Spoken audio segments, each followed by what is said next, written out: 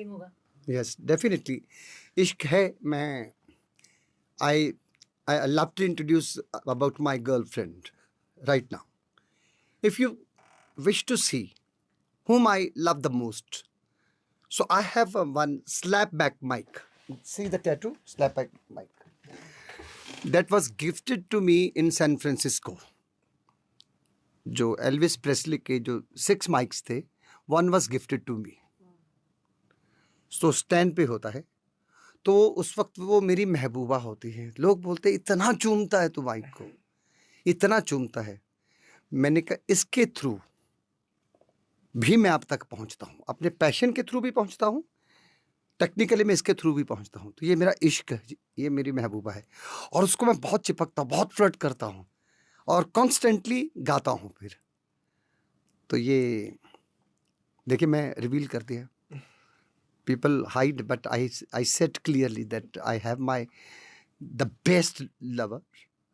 So उसके साथ ही मेरे को इश्क है जो मेरे पैशन को टेक्निकली जो है वो रंग लाता है, और स्टूडियो में भी, इनसाइड स्टूडियो में भी. सो इस शायद मैं नहीं कहूँगा कि आपने उसे कैप्चर किया होगा मोमेंट को. तो पहले आके हम जैसे कहते हैं इबादत करते हैं, सजदा करते हैं, प्रार्थना करते हैं. मैं पहले अपना माथा उसके चरणों में रखता हूँ माइक के, और लेट के साष्टांग प्रणाम बोलते हैं ना, वैसे मुझे अदब अच्छा लगता है इन चीज़ों का. तो वो उनको भी फिर मेरे पे थोड़ा तो तरस आता ही है. अच्छा बेटा चल गा ले. ये गाने में आपको क्या अच्छा लगा? In between, my dear friend, you know what happened since last 5 years, because of I'm blessed with such kind of voice जो मोटिवेट भी करती है. तो that started from Chak De India, Jai Ho, कर हर मैदान फतेह, सिंघम, दबंग, टाइगर, है ना. सो एक दिन मैंने इसको भी अभिनव की बोला, तो मैं कहा जस्ट सी माई मोबाइल. तो इनकी एक मैंने पहले गाना गाया था. सो ही वॉज सरप्राइज्ड कि मोबाइल क्यों दिखा देता कैसे. तो मोबाइल पे देखा कुछ तस्वीरें, कुछ फोटो, कुछ पेंटिंग्स. कहते आप तो बहुत लविंग फीलिंग वाले हो. ये तो बड़े, हम तो बोलते थे बड़े कोई उस्ताद जी होंगे, कोई लेजेंड होगा, बड़े चैप्टर हो यार. तो मैं कहा यस, ऐसा एक गाना चाहिए romantic. Same thing I convinced some other composer of who they are my very close friends. So now वो once again it has been started. तो इनका गाना बहुत अच्छा है, मैंने सुना, मुझे बहुत अच्छा लगा. He is the composer Abhinav. तो ये एक नॉवेलिटी है. I started working with mister Rahman in Chennai. तो चाहे कितना भी इलेक्ट्रॉनिक क्यों ना हो, कितने भी म्यूज़िक प्रोग्रामिंग के फॉर्मेट क्यों ना हो, बट दिल ज़रूर है वो उसमें. दिल हमारे कितने भी modest, like we see this kind of machines, software अलग हैं, इसमें बहुत फैसिलिटीज़ हैं, पर वो कहता है कि मुझे दिल दोगे तो मैं तुमको मैं रिजल्ट दूंगा. तो दिल तो हर किसी को चाहिए. इस गाने के लिरिक्स बहुत ब्यूटीफुल है, बहुत ब्यूटीफुल और बहुत अर्दी है. कंपोजिशन सूफियाना है. हाँ. और आपने वो कंपोजिशन और लिरिक्स को उठाया, उनमें जान फूंक दी. I am third character of every song. मैं तीसरा पात्र हूँ हर गाने का. मैं तीसरा पर्सन हूँ, ये क्लियर है. I can never consider myself the first person of the song. I am not at all. मैं हमेशा हर गाने का जो भी मुझे अपॉर्चुनिटीज दी जाती है, if someone consider me to sing their songs, so I consider myself that I'm the third person, because I know that I compose sometime. I know the value of composing the song, composing the poetry. I know एक शायर कैसे तसव्वुर करता है, imagine करता है, कैसे शब्दों को लिखता है, फिर डायरेक्टर के सामने, फिर डायरेक्टर उनको कुछ चेंजेस भी करने को बोलता है या क्विकली भी एक्सेप्ट किया जाता है या पहले से नरेशन दे रखी होती है, फिर म्यूज़िक डायरेक्टर उसको कंपोज करता है, फिर कुछ सुजेशंस आती, ओपन सुजेशंस, उसमें एक्सेप्टेंस होनी ज़रूरी होती है और करती हमारी फिल्म इंडस्ट्री में पैटर्न है, चेंजेस होते हैं। We are all very constructive minded, we don't stop our thoughts. Shooting पे पहुंचते पहुंचते भी कुछ चीज़ें नहीं हो जाती है। उसके बाद बारी आती है जब गाना तैयार हो जाता है, म्यूज़िक हो जाता है, लास्ट में मेरी बारी आती है। सो आई कंसीडर कि मैं थर्ड पर्सन हूँ, बट मेरी कोशिश होती है कि मैं लास्ट भी हूँ। उसके बाद फिर वो किसी को कंसीडर ना करे कि बस खत्म हो गया, उसके बाद गाना रिलीज हो जाए। इस गाने में भी वैसे ही हुआ, तो आपने उसमें सुपिंदर सिग्नेचर कर दिया। हाँ, कुछ कहिएगा, मतलब वो इश्क हुआ इतने डिफरेंट स्टाइल्स में था हाँ। कि हमें भी इश्क हो गया। तो आप कैसे आपने, मतलब how did you feel when you went for the song? Sweet ऐसे कि जो खुद दीवाना नहीं वो दूसरों को दीवाना कर भी नहीं सकता, ये पक्की बात है। आपके अंदर मौज नहीं है ना, आप तो लोगों को भी मौज नहीं चढ़ेगी आपकी, आप ही दीवाने नहीं हो तो लोग कैसे दीवाने होंगे। तो ये our work is not just a hard work, it can be smart work, but उसमें शरीर, हमारी कमिटमेंट, हमारे वादे जो भी हैं वो भले बहुत तेज तरार रहते हैं, पर अंदर एक जो फ्रेग्रेंस है, जो एक दीवानापन है, वो बहुत रिलैक्स्ड रहता है, बहुत शांत एकदम से, तो उससे उन्हीं चीज़ों को समझना होता है ना उसको, तो वो अग्रेसिव मोड पे नहीं होता। हमारी बॉडी लैंग्वेज पे हम मस्ती करते, फन करते हैं, हम वहाँ जाना है, रिकॉर्डिंग है, तो जिम्मेदारी वाला काम तो है, बट कहीं से भी से हार्ड वर्क नहीं। जैसे मैं एक रिस्की सेंटेंस है जो बहुत से लोगों हो सकता है नहीं एक्सेप्ट कर सकेंगे, बट मैं अपना मशवरा रखना चाहता हूँ। मैं काम सीरियसली नहीं करता कभी, क्योंकि मैं सिंसियरली करता हूँ। सीरियसली नहीं, सीरियस हो सकता है, सीरियस पैटर्न मुझे पसंद नहीं है, सिंसियर पैटर्न मुझे पसंद है। मुझे मौज मस्ती में काम, फ्रेंडली, दोस्ती, मस्ती। When I meet my directors I shake and I hug them. अगर डायरेक्टर लड़की हो तो भी मैं ऐसा नहीं, फिर मैं शेक हैंड ही करता हूँ। हाँ, नहीं फिर वो ऐसा महीने में 10 बार जाना कितनों को हक करोगे सर, नहीं ऐसा नहीं है। तो फिर मुझे इश्क हुआ, वो वाला चक्कर ना हो जाए। हाँ हाँ, तो इसमें आरती हमारी जो हैं, तो मैं जब इनसे मिला तो एक तो इसका कंटेंट, फिल्म का सब्जेक्ट बहुत अच्छा है।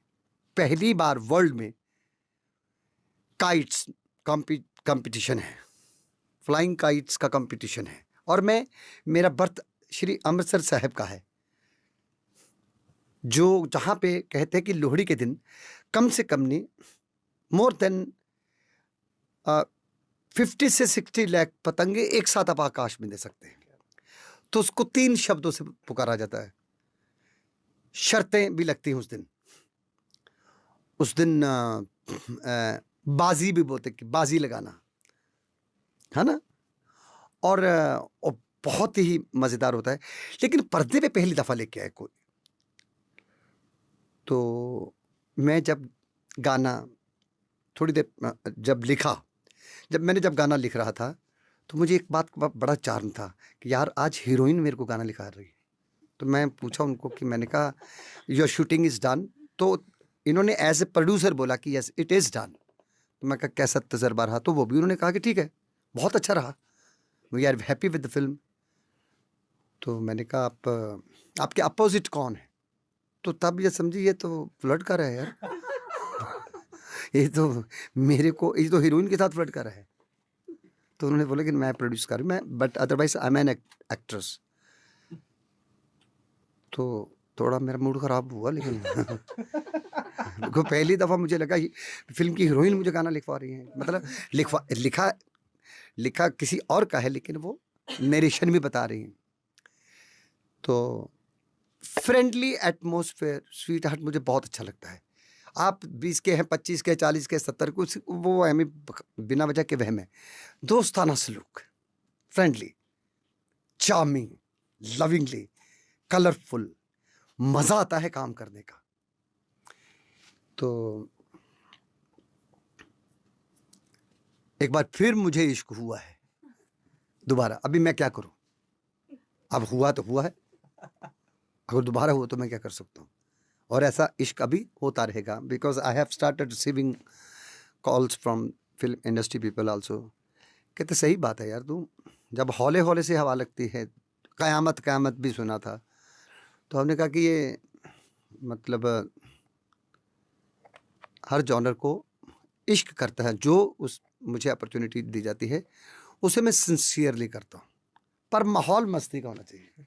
ये बहुत इनका अलग एक जॉनर है। ये हर किसी का एक तरीका होता है काम करने का, कंपोज करने का। तो मैं म्यूज़िक डायरेक्टर को कभी डोमिनेट नहीं कर सकता। वाई? डायरेक्टर ने उनकी धुन को, उनकी कंपोजिशन को पसंद किया है, प्रोड्यूसर को भी पसंद है, टीम को भी पसंद है। तो मुझे पता है कि कई रास्तों से निकल के आया है गाना। तो उस वक्त थोड़ा बहुत हम खेलते हैं। आई सो स्वीट। मैं पूरी फिल्म इंडस्ट्री का तहे दिल से शुक्रगुजार हूँ कि वो कभी कभी मुझे मौका देते हैं कि सुखी पाजी आपके मन। पाजी तो मुझे अभी मेरे फ्रेंड भी बोलते हैं, सारे पाजी बोल देते हैं। मैं किसी को बताया, मैं कहा इसका यार इसका नाम मतलब ब्रदर होता है, तो वो थोड़ा ध्यान रखना। अच्छा, हमको तो पता ही नहीं था, हम तो कब से आपको भाई भाई बोल लेते। फिर मैं क्या होगा, सीढ़ियों क्यों मारते फिर। हाय डार्लिंग भी और पाजी भी। तो अभी पाजी is set into friendship, is another word of friendship.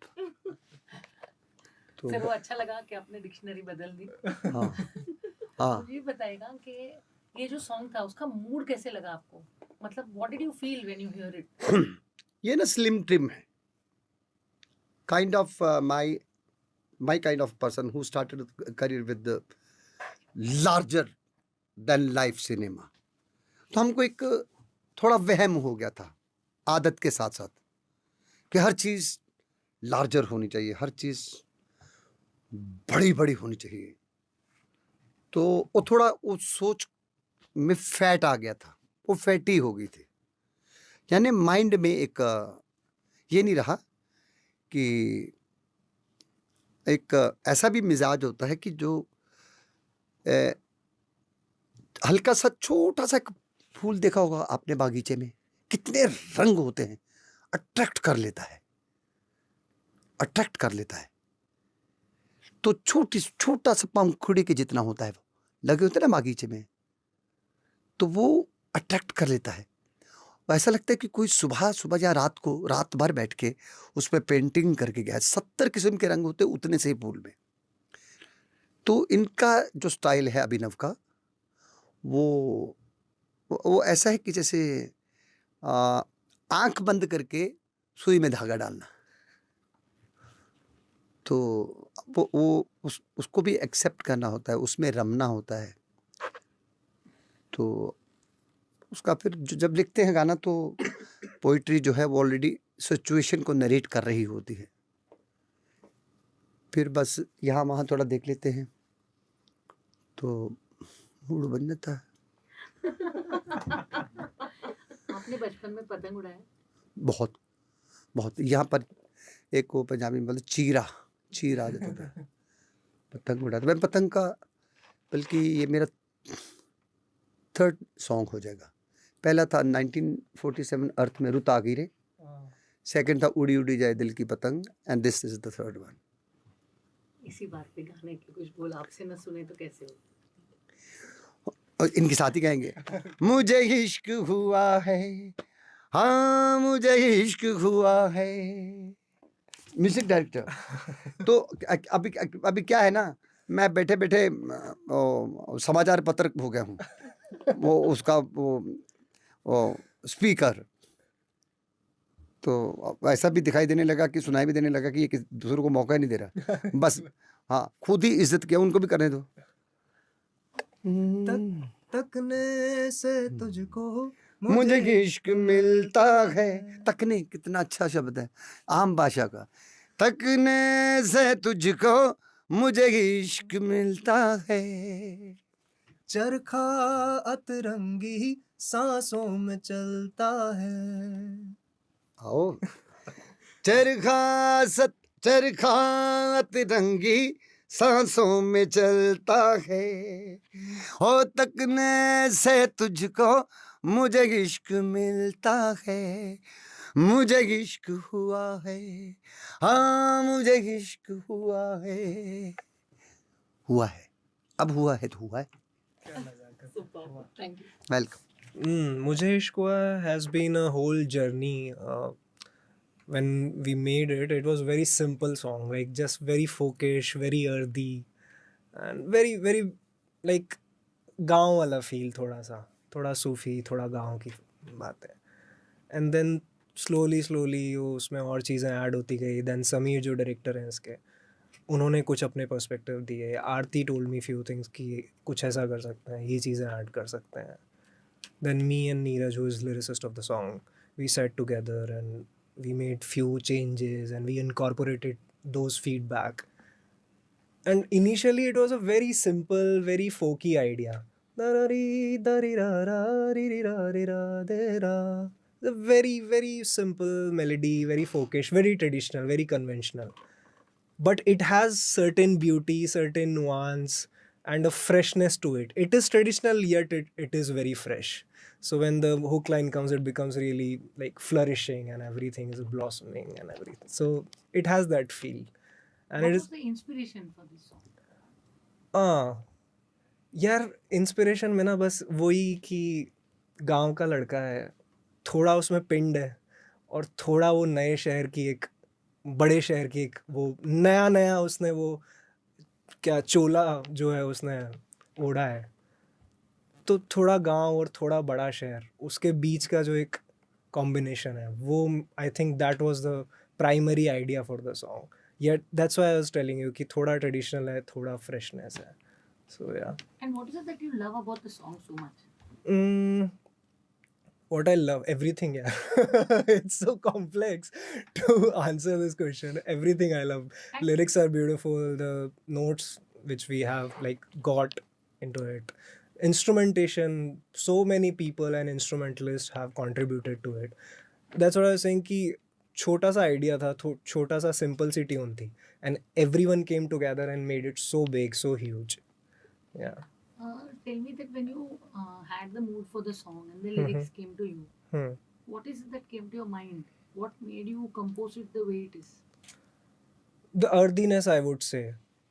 थोड़ा वो अपनापन जो है ना, I am sure you might have heard the song. So वो earthiness जो उसमें लिरिक्स में जो earthiness है एंड द कैरेक्टर की जो earthiness है, वही आई थिंक वही इंस्पिरेशन थी. And I wanted to make it as earthy as possible, as देसी, as simple as possible. The mood is Sufiana. Yeah, the it lyrics is. are earthy, and somewhere you have that cross between village and the way you rise in love. Correct. So, how did you actually achieve this combination? It's not easy, no? That's where Paji comes into the picture. So we never thought about like the question which you put na, we had that idea in our head कि यार we need to bridge that gap. But when Paji came into the picture that he'll be singing the song, everything, we forgot everything. And when he sang the song, he gave so many colors, and the way he bridged both the things, both the gaps, it was so beautiful that after he sang, I didn't even think about anything else कि ये उसमें missing था या ये था या I need to do this और अभी ये करना है. Nothing. He just sang it and my song was done. I never thought about anything else after that. A good singer always breathes life into 100%. the words and the 100%. composition. 100%. Can we hear it from you? Then we'll move to Paji when he sings. तकने से तुझको मुझे इश्क मिलता है, चरखा तिरंगी सांसों में चलता है, जिक्रा जब तेरा गैरों होठों चढ़ता है, तेरी ही फिक्र में क्यों दिल गुजरता है, मुझे इश्क हुआ है, कुछ रंग हुआ है, दम दम में मजा है, मुझे इश्क हुआ है, मुझे इश्क हुआ है. It has that Kumari, मुझे इश्क हुआ है. That's all Yeah, it is actually about. takes it to that level ना, कुछ और ही गा Yes. देते हैं. Yes. And throughout this, if you'll notice, throughout the song, we are defining that only कि अब मुझे इश्क हो गया है and I'll do everything for you. कभी दरीचों से बहूंगा मैं किरण बन के, कभी मैं एक छोटी अंगूठी बनूंगा जो उंगली के नाप से छोटी होगी, तो फिर मैं निकलूंगा नहीं. That credit goes to Neeraj completely. It's his idea. So yeah. Very nice. Yeah. Come. So tell me, Neeraj, what made you write this song? अभिनव नहीं होता तो ऐसा गाना निकलता नहीं, क्योंकि ना मैं तो ये मानता हूँ कि आप कई तरह से लिख सकते हैं गाना, मतलब है ना, और काफ़ी हद तक ये आपका मतलब टीम वर्क होता है. और अभिनव वैसा वाला है जो मतलब जल्दी से खुश नहीं होता, तो है ना, उसको ये भी मालूम है कि नीरज भाई मेरे को यहाँ पे ई की मात्रा चाहिए, आ नहीं चाहिए, ए नहीं चाहिए, ई चाहिए, यहाँ पे ई की मात्रा में करो. तो वो अपना गेम जानता है, तो अच्छी बात है. ऐसे जब आप अच्छे लोगों के साथ काम करते हो तो अपने आप काम अच्छा निकलता है, इसमें कोई शक नहीं है. कि अगर एक अच्छा कंपोजिशन है तो लेकिन उसके फर्स्ट एसेंस तो लिरिक्स ही होता है. अभी कैसे कोई सोच सकता है कि इश्क में वो एक अंगूठी बनेगा जो उंगली से बाहर नहीं निकलेगा, मतलब बहुत जो प्रोसेस है गाने का होता है जनरली, जो मतलब कम से कम मैंने 90-95% जो काम किया है उसमें पहले कॉम्पोजिशन होती है, तो एसेंस उसके अंदर पहले डाल दिया जाता है. आपको पता है कि ये देसी गाना है, ये देसी कॉम्पोजिशन है, और इसमें इस तरह के शब्द आएंगे. अब अगर आप कोई वेस्टर्न उस पर काम कर रहे हैं तो उसमें उस तरह के शब्द आएंगे.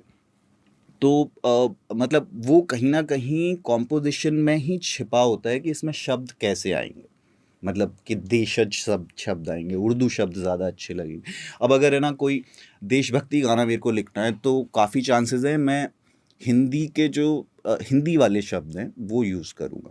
अगर मेरे को सिडक्टिव गाना है ना लिखना है तो काफ़ी चांसेस है मैं उर्दू वाले शब्द यूज़ करूँगा, क्योंकि उसमें वो वाला फील है, उर्दू में ना वाली चीज़ होती है, नाजुकता जिसे आप बोलेंगे. अब मेरे ख्याल से है ना ऐसा कोई वो नहीं होता कि सूफियाना गाना है तो इसमें ये नहीं फिट हो सकता.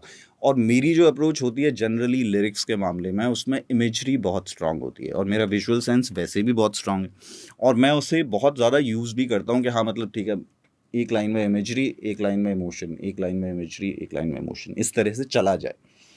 तो आपने पूछा ये कहाँ से आई, मतलब how did you visualize these, I'm saying, in a song which is both earthy and Sufi? तो हाँ मतलब मेरे को ये नहीं, मैंने इसे ऐसे तो सोचा ही नहीं कि ये सूफी है और इसमें ये नहीं आ सकता. मतलब आ सकता है, क्यों नहीं आ सकता, क्योंकि मतलब आप जब सूफी बोल रहे हैं तो सूफी में लिरिक्स जो अगर आप कहना चाहें तो वो लवर के लिए ही लिखे जाते हैं, उसमें वो खुदा है लवर है ना, उनकी बात हो रही है, और वो काफ़ी हद तक स्पिरिचुअल लव होता है. तो मतलब लेकिन स्पिरिचुअल लव भी आपको चीज़ों के थ्रू ही है ना जाहिर करना होगा ना, मतलब है ना, अगर आप अब मैं खुदा को तो है ना माला पहनाता हूँ, लेकिन जिसको मैं प्यार करता हूँ वो अंगूठी पहनती है, वो बालियाँ पहनती है, और अब मैं उसे सीधे, इनफैक्ट है ना मेरे को जब हम जब शुरू में गाना कर रहे थे तो अभिनव ने मेरे को बोला कि मेरे को तो ये लाइन चाहिए, मुझे इश्क हुआ है, मुझे इश्क हुआ है के साथ ये आया था. मैं जिस तरह का लिरिसिस्ट हूँ, मैं अपने अगर मैं लव सॉन्ग लिख रहा हूँ तो मैं उसमें प्यार, इश्क और मोहब्बत, ये 3 शब्द तो आएंगे ही नहीं. अगर प्यार और इश्क और मोहब्बत के बारे में गाना है तो ये ही नहीं आने चाहिए और बाकी सब कुछ आ जाए. अगर ट्रैवल सॉन्ग है तो उसमें राहें, मुसाफिर और मंजिल, है ना, ये शब्द ना आए और आप उसे शो कर सको, वो ज़्यादा बेहतर जगह है लिखने के लिए. तो आपको गाने से इश्क कैसे हुआ और आपने ये लिरिक्स कैसे लिखे? Give me a little about the process, about how you used, how it came to you. I just need a देखिए feel. हमने है ना 3 या 4 ड्राफ्ट्स लिखे होंगे, मतलब है ना, और हमने बड़ी अच्छी लाइंस है ना किल करी यहाँ तक पहुँचने के लिए.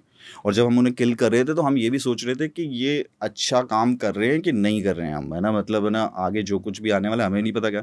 पर धीरे धीरे वो शेप अप होता गया सब कुछ, और मैंने भी रियलाइज़ नहीं किया कि ये पूरा गाना चीज़ों के बारे में हो गया है. मतलब है ना, दरीचा भी आ गया, अंगूठी आ गई, और है ना क्या बोलते हैं बालियाँ आ गई है ना नाव आ हाँ गई। हाँ।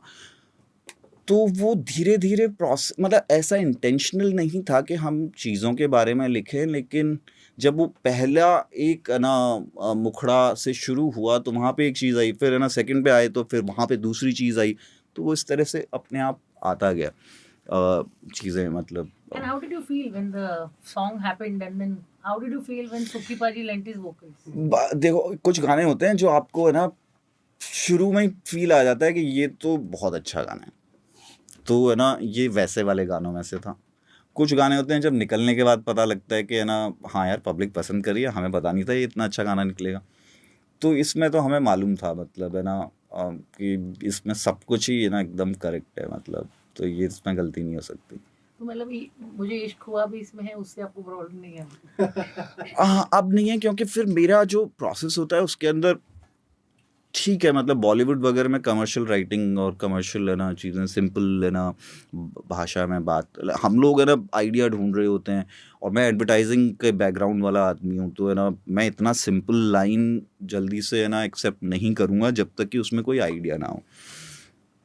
तो आपने बोला फिर कैसे हुआ, तो फिर ये हुआ कि बाकी सारी लाइंस मैंने कॉम्प्लिकेट कर दी और एक सिंपल लाइन रखी, मैं ठीक है यही रहेगी तो मैं ये चाहिए ये ले लो, लेकिन है ना बाकी लाइंस में को हमने कारीगरी करी उसमें। Which one do you like among your own lines? अंगूठी के तेरे नाप से छोटी मैं अंगूठी बनूं, one of the best, fresh भी है इमेजरी उसमें। बाकी चीज़ों में फिर भी है ना है मेरे को अब भी लगता है कि हम और चीज़ें है ना ढूंढ सकते थे और है ना उसको कुछ कर सकते थे। Do you also sing? हाँ मैं है So ना can you in- please sing the Angoothi line for me? तेरे नाप से छोटी मैं अंगूठी एक बनूं, अटकूं ना ना ना ना ना ना ना ना ना ना ना, सॉरी मैं कॉन्शियस हो रहा हूँ। Lyricist बदल गया। Because I sang it so many times and I dubbed so many times and then wrote it so many times that I have these lyrics by me. Go again with this lines. Because you said अटकू ना।